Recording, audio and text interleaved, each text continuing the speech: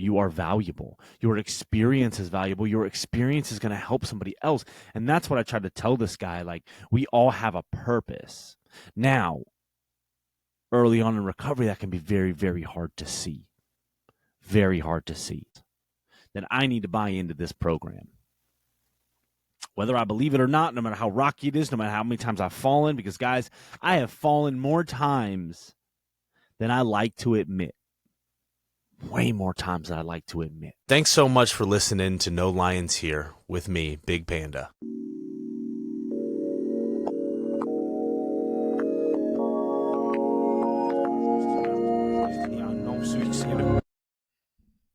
Hey, what's up, everybody? Welcome back to No Lions Here. My name is Big Panda, and I'm a recovering sex addict. Before we jump into the show today, I do want to give a shout out to the sponsor for today's show. That is Begin Again Institute. Their information will be in the description.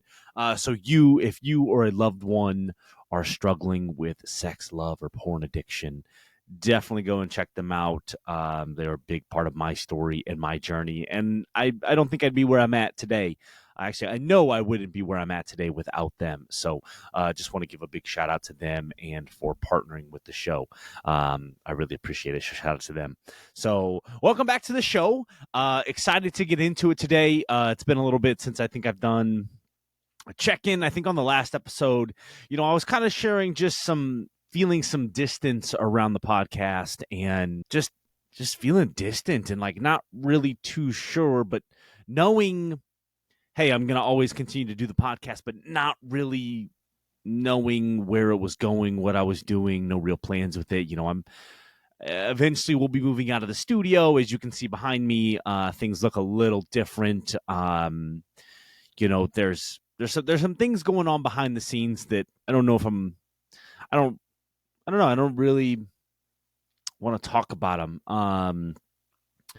Obviously I'm talking to them around the people that I'm with, but it's just, I've really felt, I don't know, kind of hurt and kind of disappointed with some of the things that have been going on behind the scenes. Just feel just not good feelings. And I don't like that, like, those feelings are associated with me, like coming in and recording and just being and dealing with the podcast. And then also kind of sharing that, like, feeling a little lonely around it as well. So, still kind of trying to like work through those things. Had some hiccups come up, some technical issues, some equipment issues. So, but I'm happy to say that, I'm back in it, back at it. Actually had a really good conversation with a guy this morning about possibly wanting to get together and create some content together, and but more or less just like a media kind of company. Obviously, this is in the very early stages and talks, but I don't know. It's funny. Like, I always talk about this, like,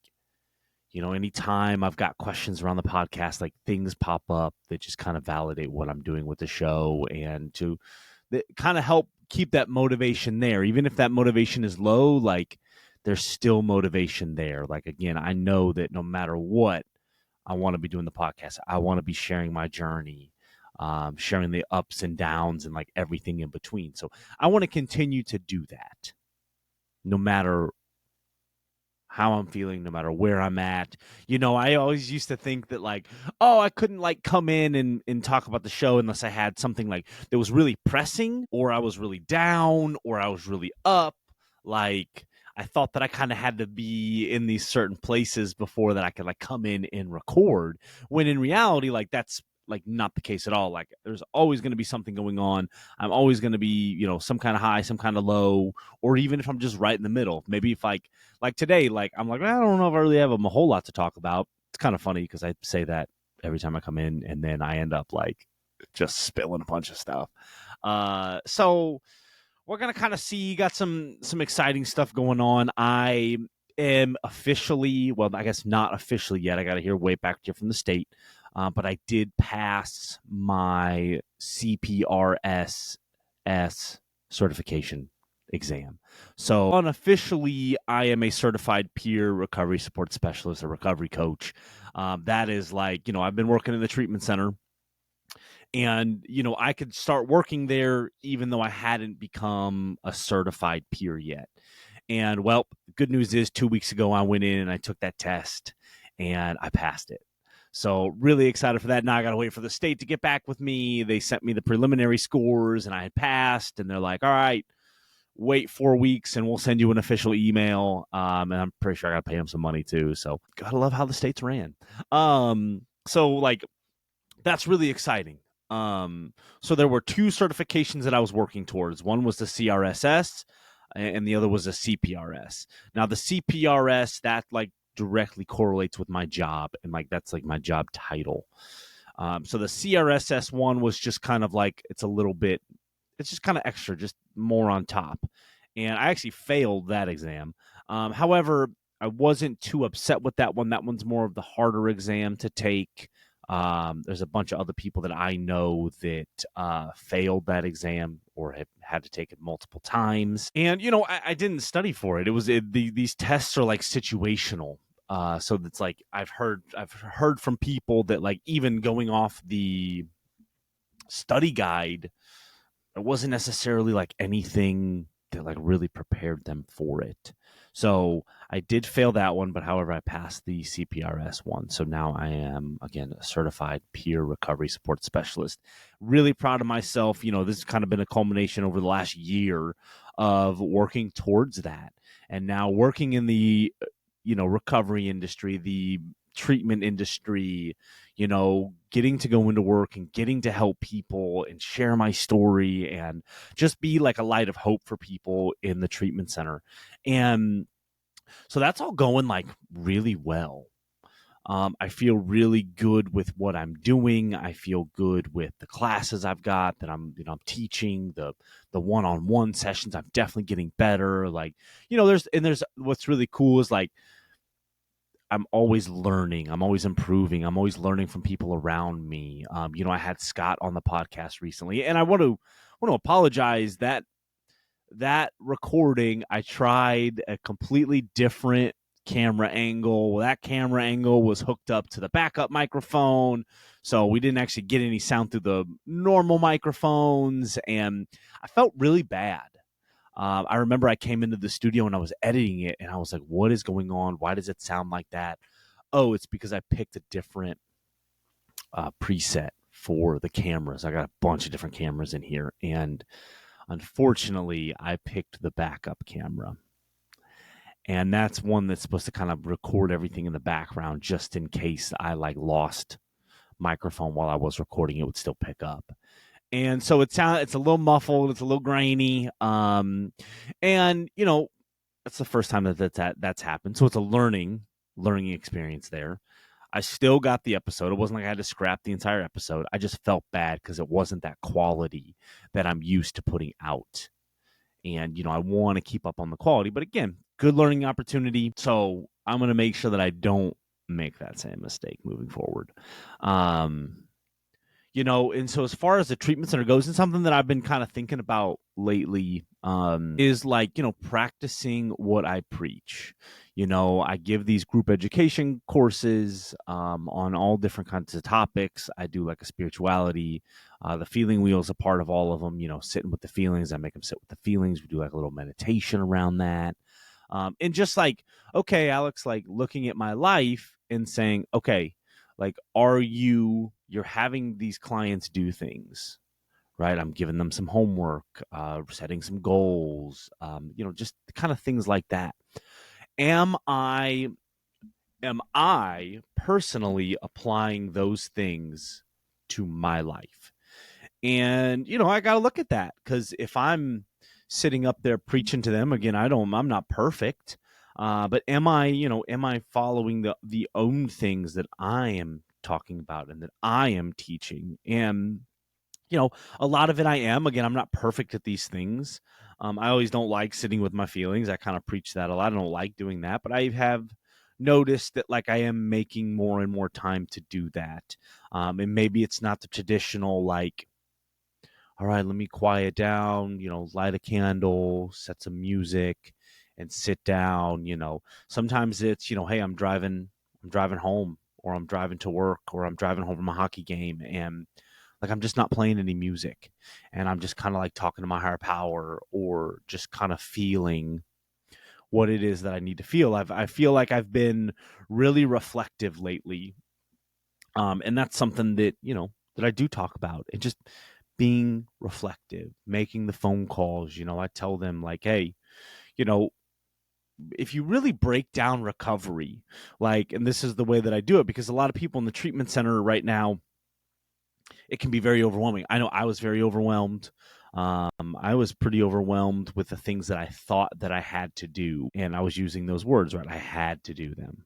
I had to do them. I had to make the phone calls. I had to go to meetings, right? Like, I had to go to therapy.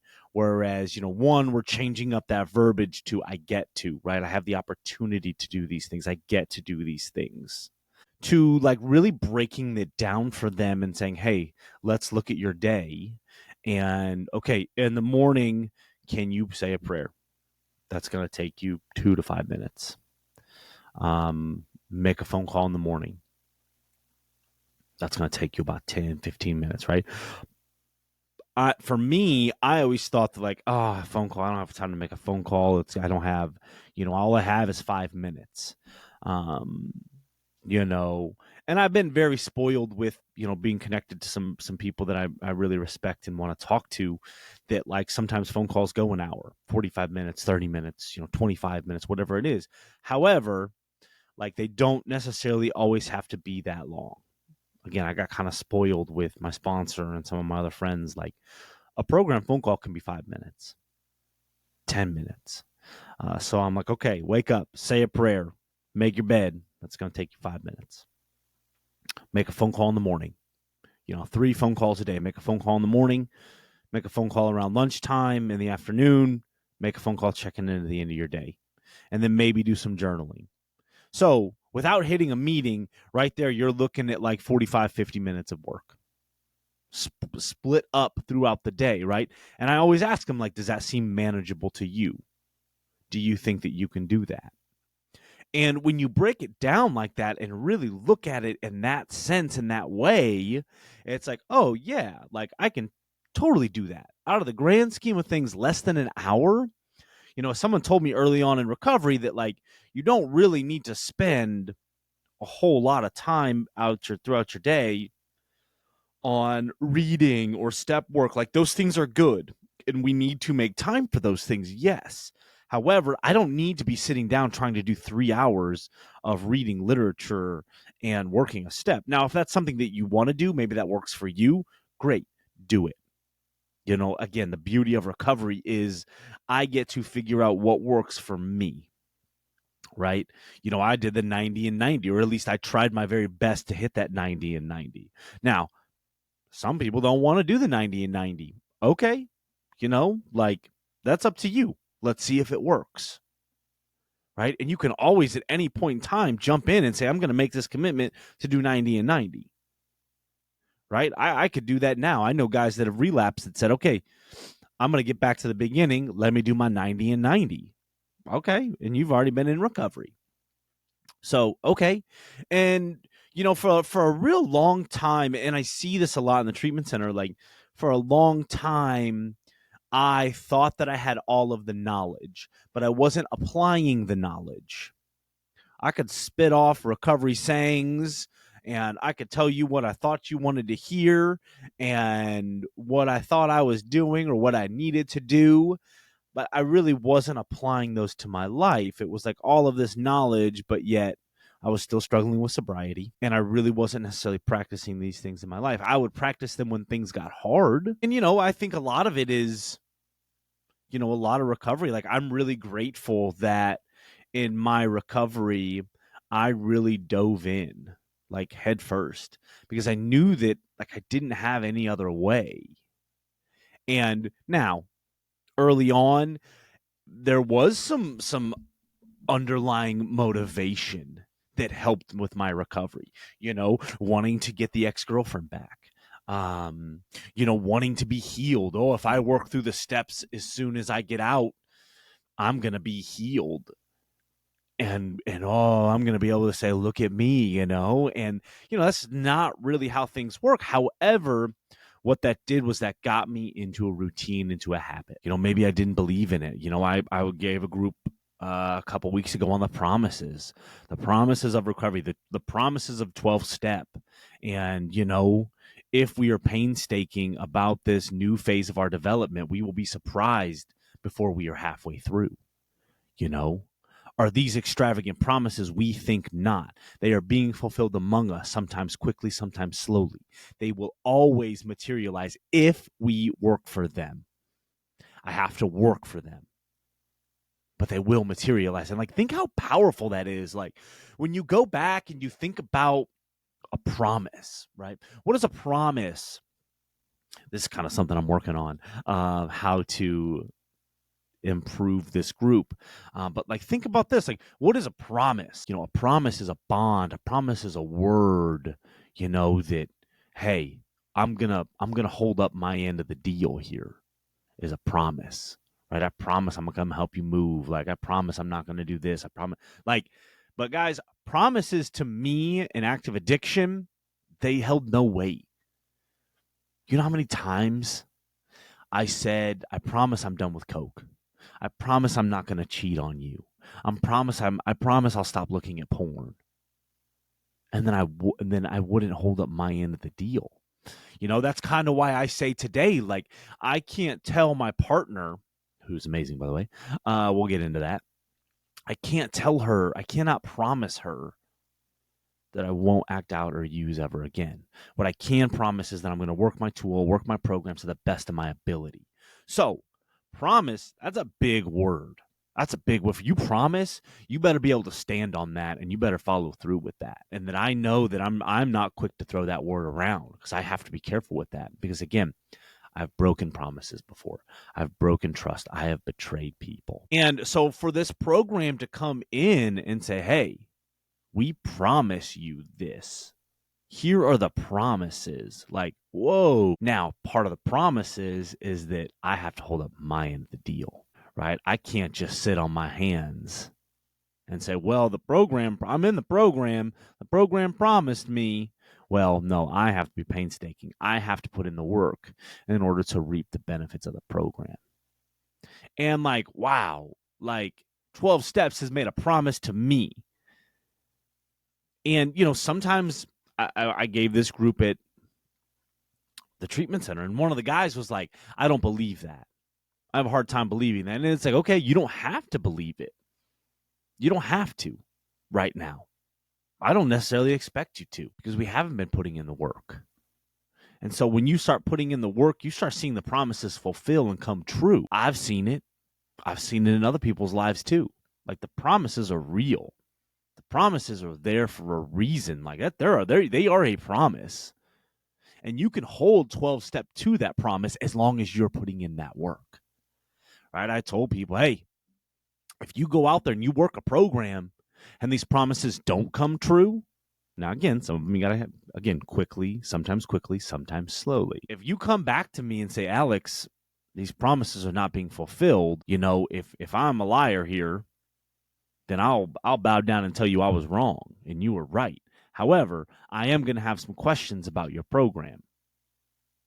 But again, this is something that I can lean on, that gives me comfort, that gives me peace in my life today, that says if I work this program and I work it to the best of my ability, these things will materialize. I mean, what else can do that? What else? You know, I can't necessarily think of anything off the top of my mind that can make a promise like that. Now, I got to be, you know, I have to be rational and live in reality when it comes to what I think the promises look like for me, right? Because I have wants and I have needs, right? This thing promises me that my needs will be taken care of, right? My higher power tells me, Alex, I promise you, I will take care of your needs, right? I need to separate my needs from my wants, right? I want $1 million right now. Do I need $1 million? No.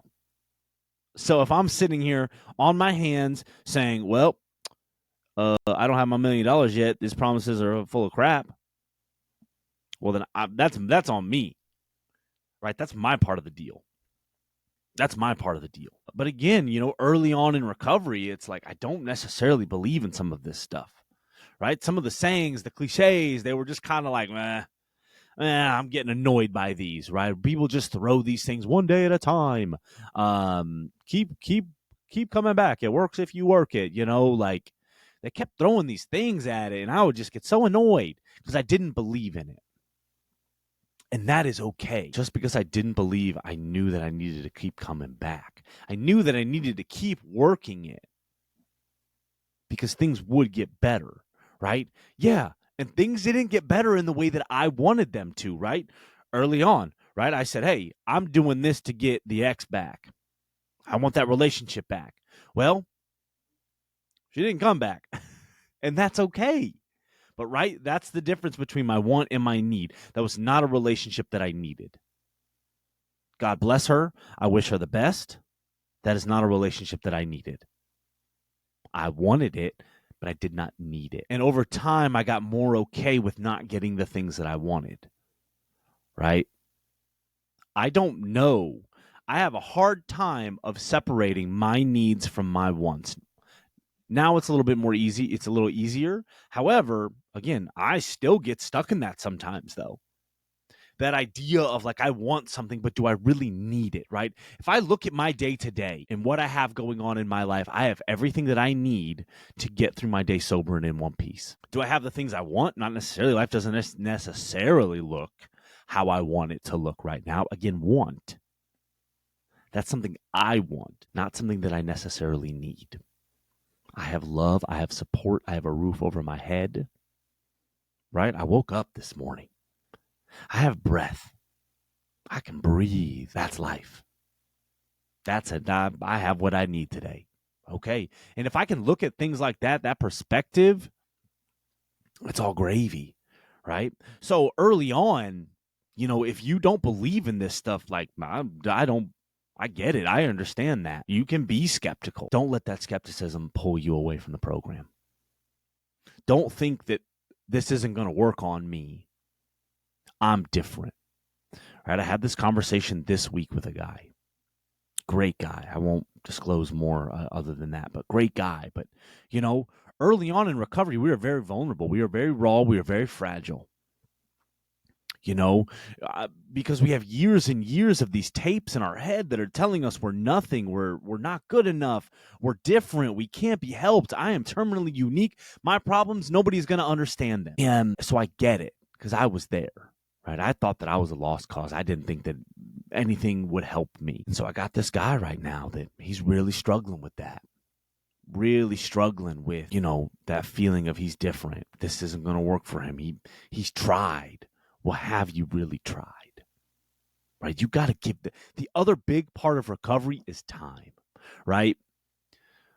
I learned this at BAI. Took me a long time to get into the woods. It's going to take me a long time to get out of the woods. However, with recovery, I have a compass and I have a little bit of a map. That's all I need.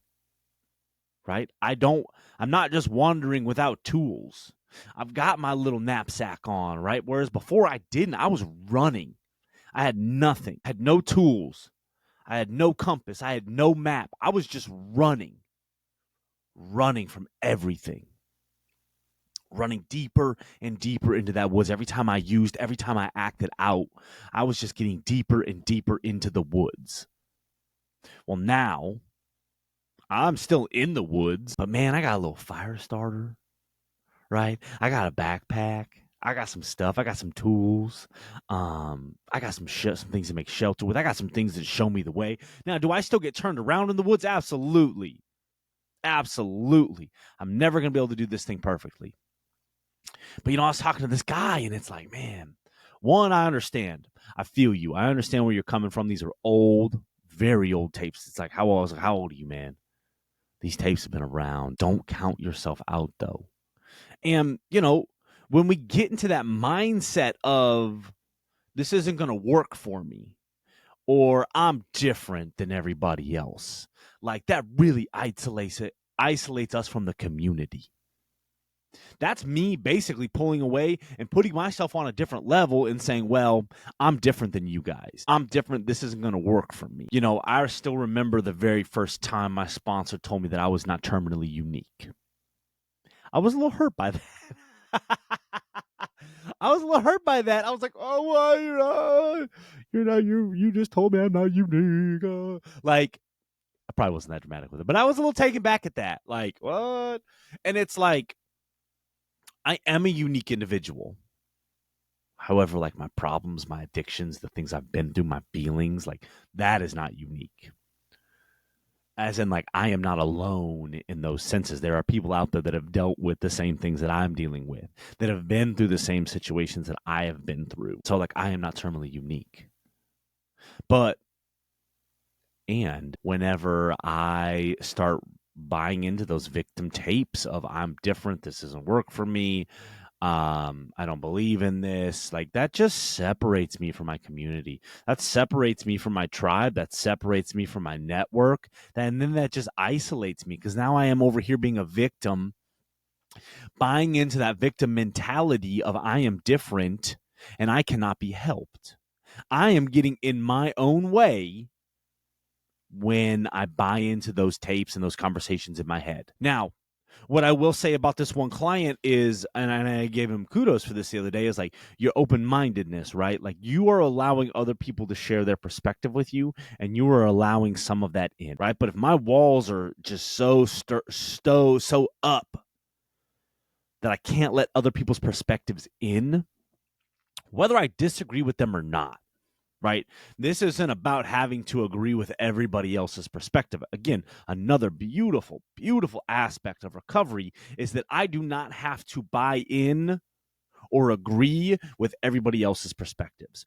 All I have to do is open up my mind and my heart to hear what they are saying. If I can hear what they say, sometimes things hit, sometimes things don't. Take what you want and leave the rest. But what I need to do is I need to sit and I need to listen. I need to listen to other people's perspectives because, again, I am not the only one that's ever gone through this. They are not the only one that's ever gone through this. Their perspective is valuable. No matter what stage of the game you are at, you are valuable. You are valuable. Your experience is valuable. Your experience is going to help somebody else. And that's what I tried to tell this guy. Like, we all have a purpose. Now, early on in recovery, that can be very, very hard to see. Very hard to see, right? Like I kind of knew, I'm not tooting my own horn or saying that I'm different, but like, I remember before I went to BAI. Hey guys, I just want to take a minute to share something deeply personal and transformative in my journey of recovery. I've been where you might be right now, struggling with the weight of addiction and feeling lost. But there's a place that offered me a new beginning, a place I truly believe in. It's called Begin Again Institute. At Begin Again, they understand the deep-rooted trauma behind addiction. Their 14-day intensive program for men tackles the neurobiological aspects of addiction head-on. It's not just about breaking a habit. It's about understanding and healing the underlying trauma that formed it in the first place. And for those who have been impacted by betrayal, Begin Again extends care to partners of addicts too. Their partner support program is offered at no additional cost to the family and runs alongside the men's intensive. This program helps participants gain an understanding of the trauma they've experienced and sets them on their own path to healing. If you or someone you love are grappling with sexual addiction, pornography addiction, or intimacy issues, Begin Again Institute can be that pivotal step towards recovery and a new lease on life. Remember, you can't go back and change the past, but it's never too late to begin again. To learn more about their life-changing program, visit beginagaininstitute.com or call 720-776-9076 to reserve your spot in the next 2-week intensive. I promise, it'll be the best call that you ever make for yourself. Stay strong, keep fighting, and keep tuning in to No Lions Here for more conversations about recovery, resilience, and hope. And being like, all right, what do I want to do with my life? And then laying there in bed and being like, I want to tell my story and I want to help people. Now, did I know that was going to turn into a podcast? Did I know that would turn into being a certified peer recovery support specialist? No, I didn't know. But I believed that I was meant for something bigger. Always kind of had that belief. Now, did I know where that was going to take me, what that was going to look like? Absolutely not. But I knew, okay, there's a start. That's where we start. And then you bring in the program and, okay, well, if I believe that this is my purpose, then I need to buy into this program. Whether I believe it or not, no matter how rocky it is, no matter how many times I've fallen, because guys, I have fallen more times than I like to admit. Way more times than I like to admit. Now, in the grand scheme of things, I haven't fallen nearly as much in the last 3.5 years than I did the 30 years leading up to the last 3.5 years have looked completely different. And that's another thing, progress, not perfection. I love that saying. That saying gives me all the good feels because it reminds me that I'm a human being and that I'm going to make mistakes in this. I'm going to make mistakes. So, I bought into the program and I'm so glad that I did. I'm so glad that I can look back on it now, despite all of the slips, all of the relapses. Like, I am so happy and so grateful that I bought into the program. It has not been easy. It has been some of the hardest work that I have ever had to do in my entire life. The hardest work I've ever had to do. Really has been. Yet, in my journey's not over yet. And now, it goes from being very daunting and very gloomy to, again, being able to change those words to I get to do these. I have an opportunity to do these things. That's something that I really try to push on. We get some really young people in the treatment center. Really, really young. And, I was talking to one of those clients this week, and he was like, look, man, I don't really want to be here, and I don't know if I want to be sober when I leave. And you know what? I looked at him and I said, thank you for that honesty. No matter what your stage of the game you are at, honesty, rigorous honesty is like where we need to be. I've stumbled with that. I have, or I would wait till after I was done with the behavior, after I was done acting out, to be honest with it, instead of being upfront and honest about it. I tried being upfront and honest, and then I found out, well, I'm going to do this anyway, so I'm just going to ask for forgiveness rather than ask for permission. And okay, that's part of my journey, right? I can't look back. I can look back and say that's not the best way to go about it. However, I was just feeling my way through this, figuring out what worked for me. And so I appreciated the honesty from this kid. And okay, man, but he did say, he was like, man, I'm gonna try my best to apply this. Cool. Right. He comes from a good family. And I really try to, when it comes to some of the younger clients, I really try to get across the message of you have such an opportunity here. Such an opportunity here. I was 32 when I got into recovery. Looking back, man, I don't regret it, but I wish I could go back and get clean at 23, 24, 25, earlier than at 32. Now, that's not my story. That's not my journey. Right. And I still have a lot ahead of me. Man, you have such an opportunity. I don't care how old or how young you are. You still got time. You still got time to break out of that victim mentality and oh, I'm too old. No, you're not. You're not too old. You're exactly where you're supposed to be, right? I wasn't supposed to get clean before 32 years old. I wasn't supposed to.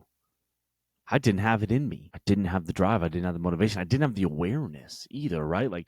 And that's the other thing too, is when you're in it, the system, the pursuit, it's so much bigger and runs so much deeper than, what we were even aware of. So again, I need to give myself some grace there too, because I have not, I've been aware, but I haven't been this aware, I haven't been this aware. And, that's what I really try to push on some of these younger guys is you have a real opportunity here to change your life for the best and to live a fulfilling and rewarding life. Whether you want to get into the recovery industry or not work-wise, even just personally for yourself, and your family and the people around you, man, it's so fulfilling.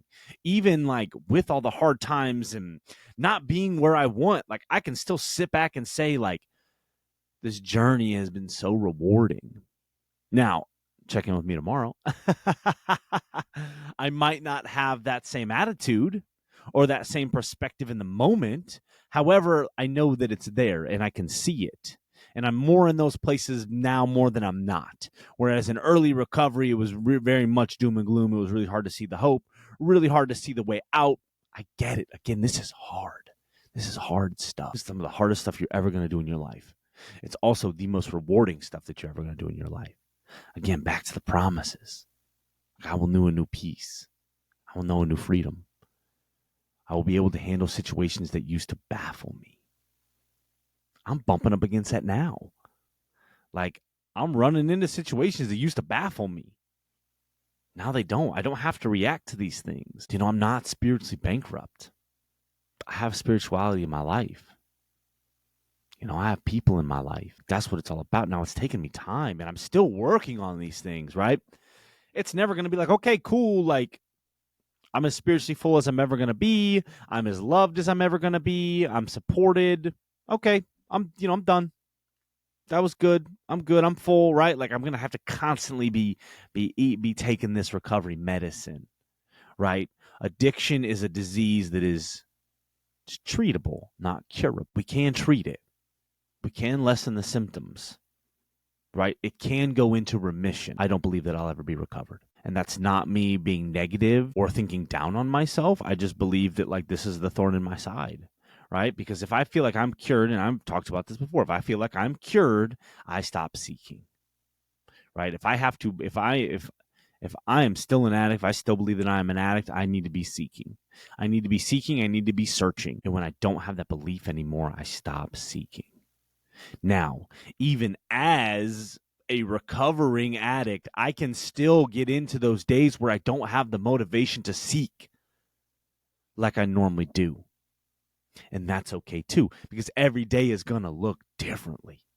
That's the other thing I try to preach, and I don't like saying preaching because I don't preach. I don't ever want to be looked at as a preacher. Right. That's the other thing that's the other message that I try to convey, is that, like, this is messy. Things are not perfect. Like, today's going to look different than tomorrow. Then today looks different than it did yesterday. And again, that is okay. Like, give yourself grace, give yourself compassion, and know that the tools are there when you're ready to decide and break out of that victim mentality. And that's like what it's really about. It's like breaking out of that victim mentality, that woe is me state. Because I can fall back into that state really easily. Really, really easily. And that's not a place that I want to live, because that is not a place that is conducive to my recovery, to my health, to my spirituality, to my sobriety. You know, that is not where I want to live. You know, I want to at least be grateful for something today. And one, I'm grateful for all you that tune in every single time I put out a new episode. And those that have supported me, and those that have reached out. And I am just really, really grateful for all of you. Like, it means a lot to me, even if I don't hear from you guys, which, you know, I want to hear from you guys. I'm grateful. I'm grateful to know that I have people out there that listen and support me, and that have been with me, you know, throughout my journey. And, like, it's exciting to see where the journey's gonna go. Like, I'm really excited. Really, really excited. You know, back to the whole, like, situations that used to baffle us. So I'm in a relationship. I have a partner. She is amazing. We are definitely serious. And we've been seeing each other for a few months now. And I can see her being around for a while. For a while. Wink, wink. She's probably going to listen to this episode, so. But I don't think this is any new information to her. But, you know, talking about situations that used to baffle us, right? So in this relationship, we're really sharing how much we care about each other. And to me, that is not something that I did, right? In my other relationships, it took me over a year before I said I loved you. And even then, like, it was just kind of cringy to say it. Because I didn't know if I really bought into it. I don't know if I really believed it, or I did feel it. However, that was so vulnerable for me to share that way of thinking and feeling that it's scary, right? Being that vulnerable, that open. It's like, okay, here is everything, right? Like, that is so scary. Even when the other person feels the same way, like, oh, I'm just so raw, so vulnerable. And so it's scary, and we're using that word. We're using the love word. And like, I don't think that it's too soon, but my mind is telling me it's too soon because that's not a part of the pattern. The pattern here is don't let them know how much they mean to you, because when they do, they're just going to leave you because it's not going to be enough. And that they're going to hurt me because of this, right? Like, relationships are risks. It's risky. Putting yourself out there, putting your feelings out there. However, I'm so happy that that's how I'm going about it.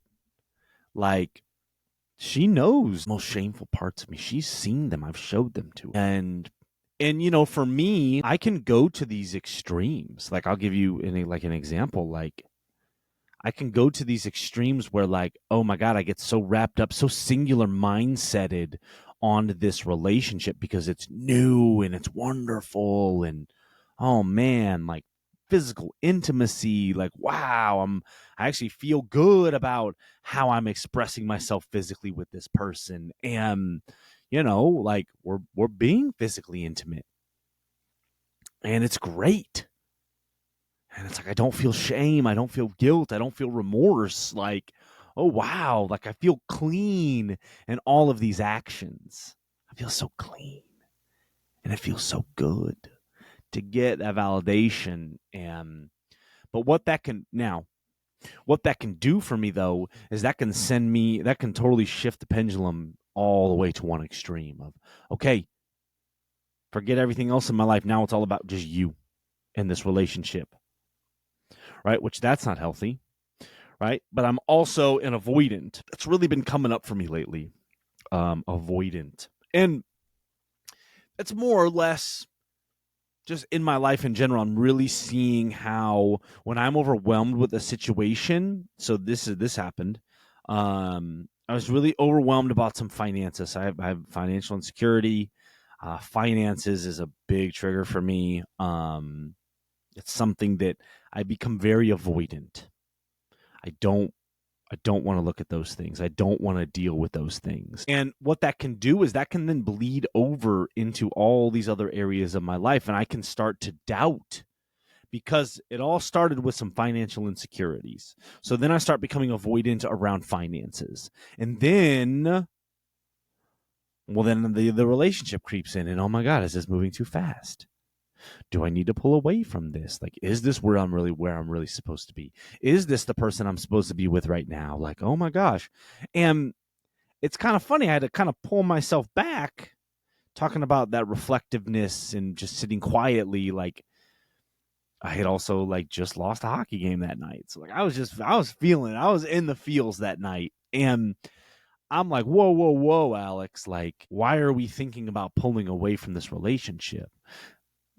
My feelings aren't even around the relationship. My feelings are over here with my financial insecurities. So let's keep these things separate here. Like, I don't need to worry about my relationship. It's this thing over here that I'm scared of.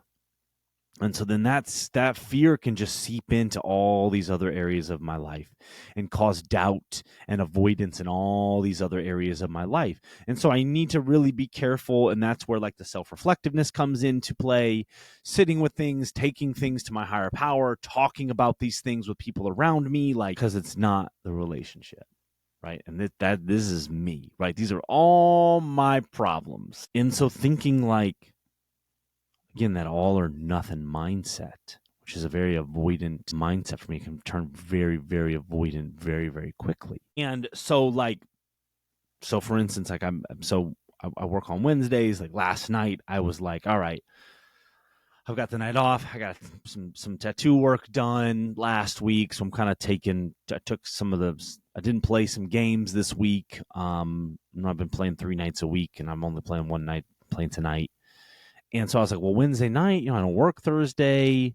Oh, I've got a free night. Well, the girlfriend and the daughter, they're coming up on Friday, but maybe, went Thursday morning. I've got a breakfast meeting with a guy at 9:30. Well, shoot, I'm just not going to tell her. Let me just, go down and surprise her. It's an hour and 15-minute drive. Let me just go down and surprise her. And then I'm like, man, I don't know if I should do that or not. Like, I really want to, because I want to see her. And so, like, I remember I prayed about it. Like, God, show me what to do. I don't know. I'm kind of stuck right now. I don't really know what to do. And, I kind of came to the conclusion that, like, you know what? Like, I should probably stay home Wednesday night. I don't have a hockey game. So that means I don't really have much to do. So how about we just, like, stay home and take care of myself, right? Go for a run, get in bed at a decent time, hang out with the dog. Like, how about I just, like, take some time for myself? Because I don't need to stretch myself so thin. Like, now, would going down there last night been, like, a really bad decision? It probably wouldn't have been a bad decision. I just don't know if it would have been the best decision. And then I am really happy that I stuck around and that I didn't go down there last night. And her and I actually talked about that. I shared that with her last night when we were talking. Like, hey, I actually thought about coming down and surprising you. And then it was funny because, like, I hurt my own feelings because, like, she made a comment about, like, oh, I'm just going to drive up and see you tonight. And so in my mind, I was like, oh, yeah, cool. Like, I want that to happen. We didn't talk about it any further. And it was more or less just kind of like saying, like, I miss you, Well, she didn't. I remember she texted me. She's like, oh, I'm looking forward to a video night a movie night with my daughter. And I was like, oh, what? So you're not coming up? Like, I hurt my own feelings because I made a script. She didn't follow that script. And it was okay. It was all right. We talked about it. It was kind of funny. She felt bad. And I was like, don't feel bad. No, you didn't do anything. This is me. But I need to realize that, like, I don't have to spend every free waking moment with this person, even though I love this person and I really care about this person and I really see a future with this person. And, like, I just love the connection of what we have going on right now. And I've never been in a relationship like this. Like, I do have to also be careful. Right. And I think that that's kind of where, like, the love addiction kind of comes into play a little bit, is that whole, like, just, singular focused on this relationship, singular minded focused on this relationship. And that I need to realize, like, hey, I've got other things that I need to do for myself and I need to do to take care of myself. So am I investing in myself the same way I'm investing in my relationship? Because I need to be investing in myself. Because if I'm not investing in myself, then I don't have much to invest into this relationship. It's that whole idea of, like, I have to love myself before I can properly love anybody else. Right. And I feel like with the work that I've put in my recovery over the last 3.5 years, that, like, I do feel that love for myself and I am taking care of myself. So therefore I'm able to invest more into these other areas of my life, my relationships, my job. I feel really good with that. However, I cannot lose sight of that. And that I have to continue to invest in me. I have to continue to invest in Alex and what Alex has going on and Alex's needs. Ooh, it's back to the needs versus wants, right? I want to just go be with her all times. I want that. Right? Now, is that necessarily something that I need? Think of it like that. Right? What am I doing to take care of myself? What am I doing to take care of my needs? Because this is what happens. I run the risk of burning out. I've been there before. And what happens when I burn out? Well, nothing I do really meets or soothes me. So I then turn to behaviors that I have used to soothe me in the past. Now, with being in a new relationship, one, these old behaviors of soothing and coping and nurturing myself, trying to nurture myself, they hurt me first and foremost. First and foremost, they hurt me. Secondly, that's going to hurt somebody else. I am not just a single man anymore. I am somebody who has a partner. And I do not want to bring these old behaviors, these old coping skills into my relationship and hurt this other person. Right? I have got an opportunity here to start this relationship off on the right foot and to not bring those old ways into my relationship. And so I really need to be doing what I can to safeguard this relationship. And a part of the safeguarding of the relationship is taking care of myself. Taking care of myself. It's funny. I had this thought the other night. The other night, I was really struggling to sleep. I was tossing and turning. I tossed and turned for like 2 hours trying to get to sleep the other night. And I thought to myself at one point in time, I was like, you know what? I'm going to masturbate. And I thought, well, okay, well, if you do that, you're going to have to tell your partner. Okay, well, let me make it sound better. Then let me pull up a risque photo. One of the things that we have in our relationship is, like, we don't send nudes. I'm pretty firm on that. Like, I don't want that to be a part of this relationship. Like, we can send some other, other pictures again. But I was like, all right, well, let me look at this other, like, I mean, she's gorgeous. Let me look at some of this others. Let me look at maybe like another picture, and I'll masturbate to a picture of her, and that will like justify it and make it okay. And then I was like, you know what? No, I don't want to do that. Would that have been terrible in the moment? No. I could have done that and probably felt pretty clean in it, especially if I was getting current and honest with it. However, what that does though is that's me justifying and opening up the door for, okay, well, hey, well, I couldn't sleep last night and I masturbated, so I was able to fall asleep. So, well, tonight, guess what? I can't sleep.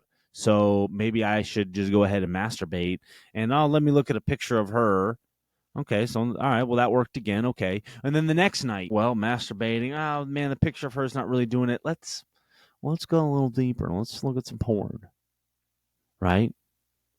This thing is progressive. This addiction, these addictions, they're progressive, right? 1 beer is too many, and 100 beers is never enough.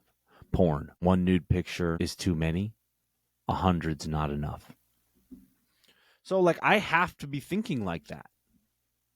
Whereas before, like, I didn't have that thought. I wasn't thinking that far ahead. It was just like, yep, this is what I'm going to do in the moment. I'm going to do it. Let's do it. Okay, it's done. Oh, I feel like shit. Whereas now, I'm playing the tape forward. I'm looking at these things like I'm knowing that, like, okay, yeah, I don't want to do that. Even if I don't think that it would have been really detrimental to my recovery or to my relationship, I think that, again, I got to think about these things moving forward. Right? What are my wants and needs here? I want to because I think it's going to help me get to sleep, but do I really need to? No. I need to just give it some time and know that, like, I'll fall asleep when it's time for me to fall asleep. So, and I'm really happy that, like, I didn't go down that road. Again, I don't think that would have been anything too detrimental, but, I got to be thinking like that. I have to. And I'm glad that I'm thinking like that. And I'm glad that today I have that awareness and that I have the willingness to match that awareness. And that's something that we all have to work on. It's a constant. I have to constantly work on it. It doesn't just come sometimes.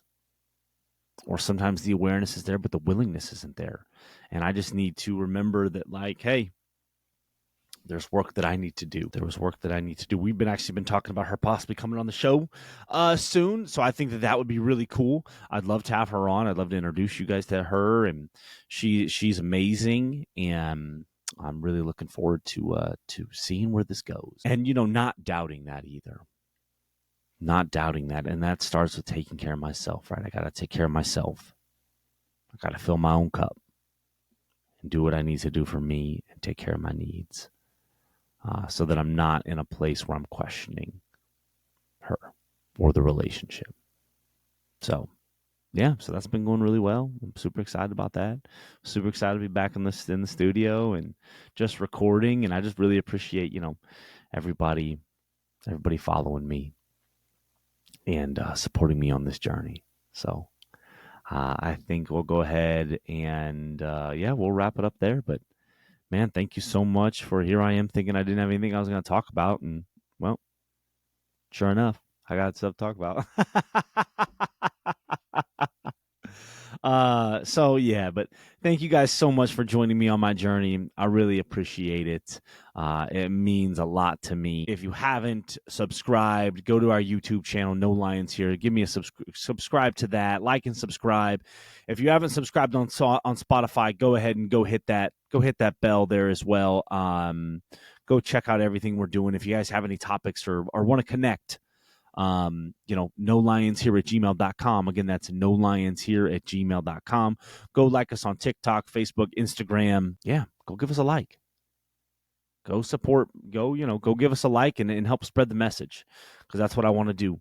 That's the whole goal, the whole mission of all of this is to spread the message, spread the awareness, let you know that, like, you are not alone. Help is out there. Things do get better. We have to work for them.